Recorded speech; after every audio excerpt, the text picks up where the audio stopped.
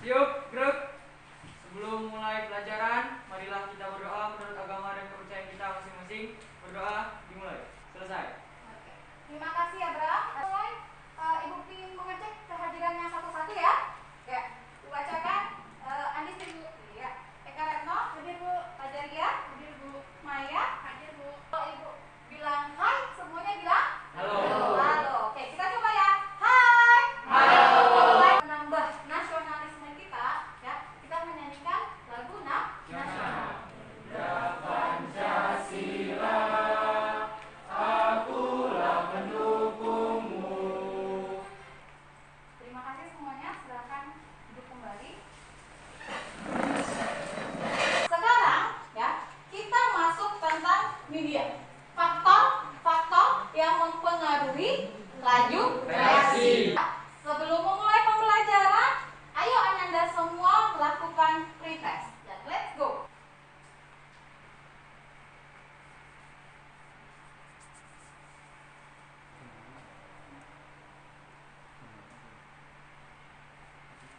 Bisa semua? Bisa. Oke, anak-anak hebat pasti harus bisa. Pak Ibu bilang kita belajar hari ini tentang faktor-faktor yang mempengaruhi laju reaksi. Sebelumnya, Ibu ingatkan terlebih dahulu materi yang sebelumnya. Oke, kita lihat. Ini dia. Apakah yang kamu ya ketahui tentang teori tumbukan?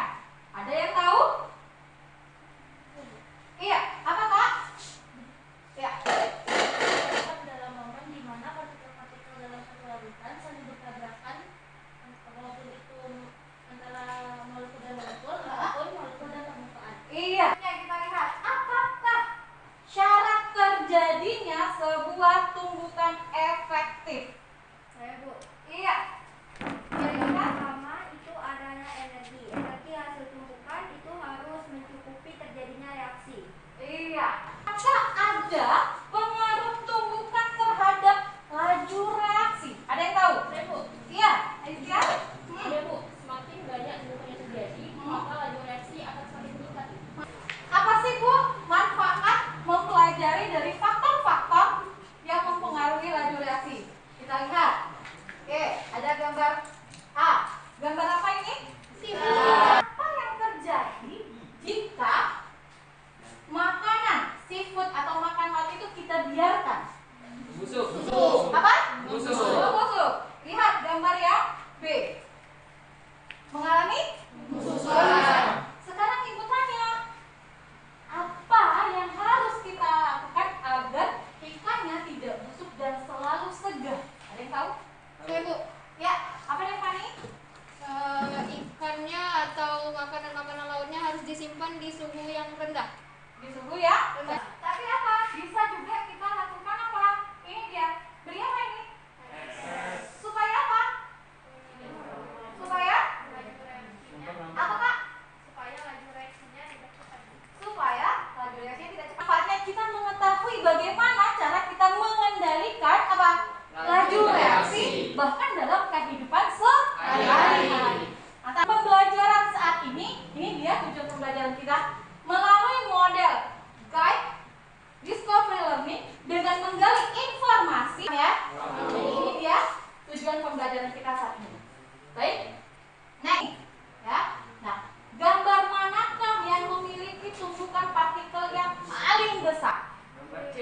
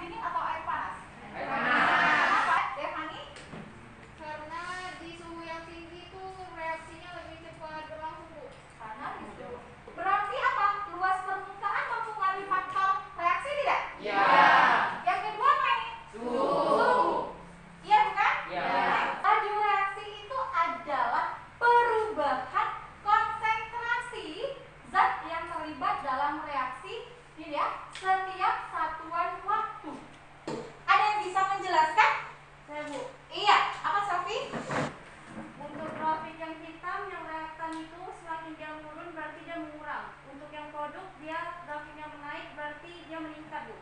Faktor-faktor apa saja sih yang mempengaruhi laju reaksi? Ya kan?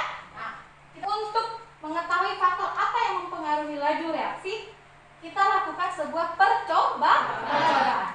Ibu bagi kamu dalam ya, Muhammad Arifin, Maya, Petra, dan Tia. Sudah duduk per kelompok ya? Sudah. Oke, mantap, luar biasa. Oke, nah ini dia ya. Untuk lebih memahaminya, ayo Ananda semua melakukan percobaan di LKPD. Oke, kita mulai bisa? Ibu bagikan LKPD-nya.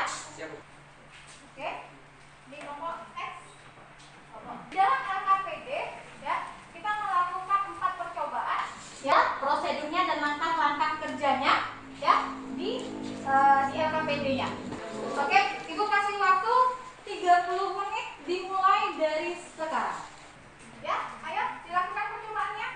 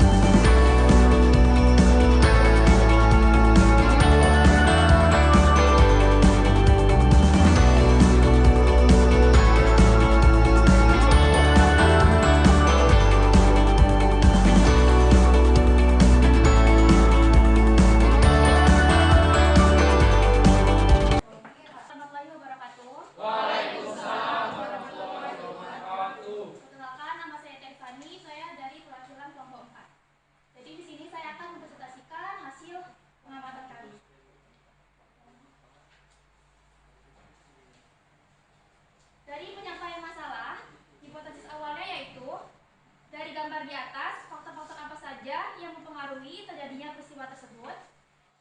Yang ini yaitu suhu, di gambar roti, di kembang api juga suhu, di mobil utara juga suhu, api unggun itu luas permukaan, dan tape konsentrasi. Pada cangkang telur yang utuh, itu kami terjadi reaksinya pada waktu 1 menit 54 detik. Lalu pada pecahan cangkang telurnya itu terjadi pada 58 detik, dan pada serbuk cangkang telurnya terjadi pada 36 detik. Yang tabel kedua, pengaruh suhu pada laju reaksinya. Pada cuka plus air dingin itu pada waktu 3 menit 10 detik. Pada cuka plus air normal yaitu 2 menit 30 detik. Dan cuka plus air panas yaitu 1 menit 50 detik.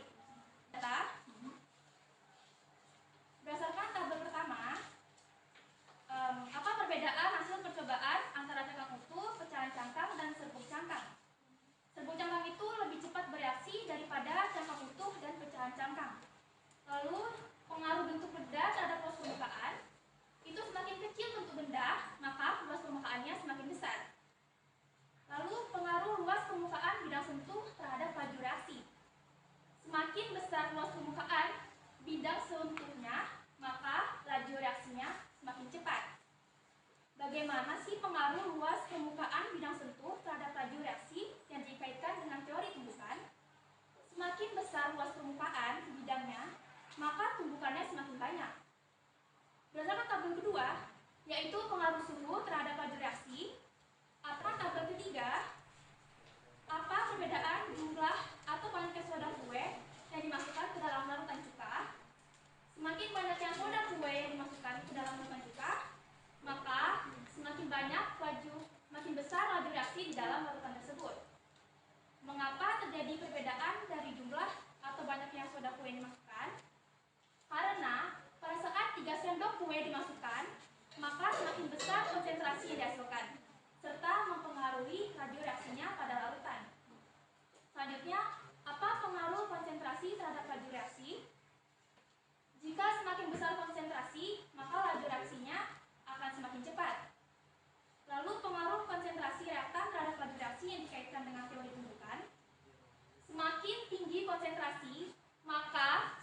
banyak partikel yang dihasilkan serta akan mengalami banyak tumbukan yang terjadi sehingga mempengaruhi kecepatan laju reaksinya.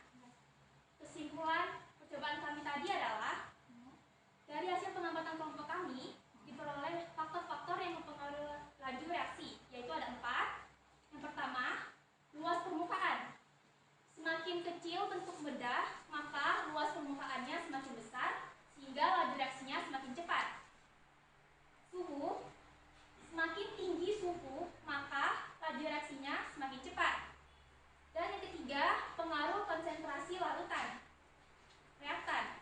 Semakin tinggi konsentrasinya, maka semakin cepat laju reaksinya. Dan yang terakhir yaitu katalis. Dengan menggunakan katalis, maka laju reaksinya semakin cepat. Apa kesimpulan secara keseluruhan? Oke, ada yang tahu angkat tangan? Saya, Bu. Ya, Devani. Dari percobaan yang kita lakukan tadi, kita dapat mengetahui faktor-faktor yang mempengaruhi laju reaksi. Iya. Yaitu ada 4, Ya. luas permukaan, Iya. suhu, konsentrasi larutan atau reaktan, sama katalis. Oke, luar biasa. Oke, Maya. Jadi ada 4 faktor yang mempengaruhi laju reaksi. Yang pertama yaitu luas permukaan. Ya. Semakin kecil bentuk benda, luas permukaannya makin besar, sehingga laju reaksinya semakin cepat. Iya. Yang kedua yaitu suhu.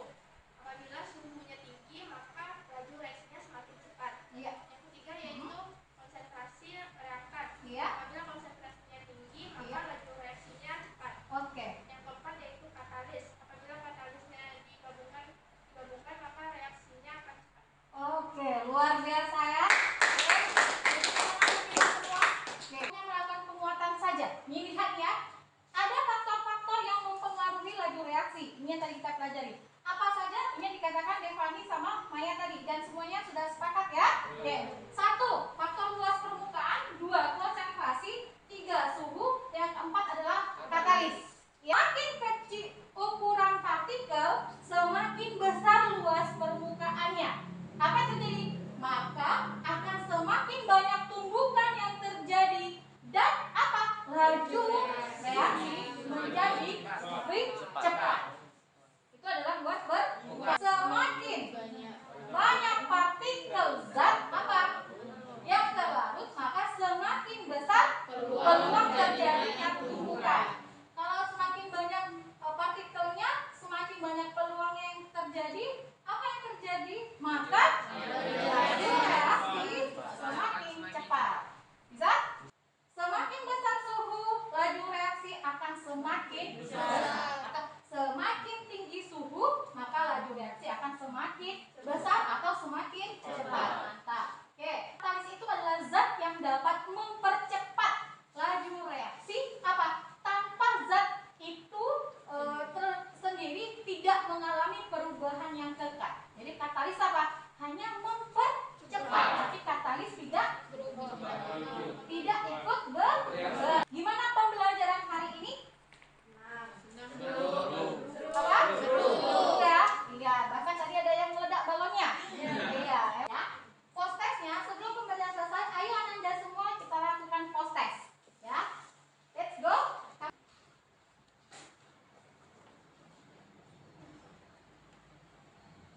Sampai sini pembelajaran kita selesai. Ya, jangan lupa ya. Untuk minggu depan Ibu menugaskan kamu untuk membaca tentang laju reaksi, masih bab laju reaksi, membaca tentang persamaan laju reaksi dan orde reaksi. Ya. Oke, Ibu akhiri pertemuan kita dengan Assalamualaikum warahmatullahi wabarakatuh.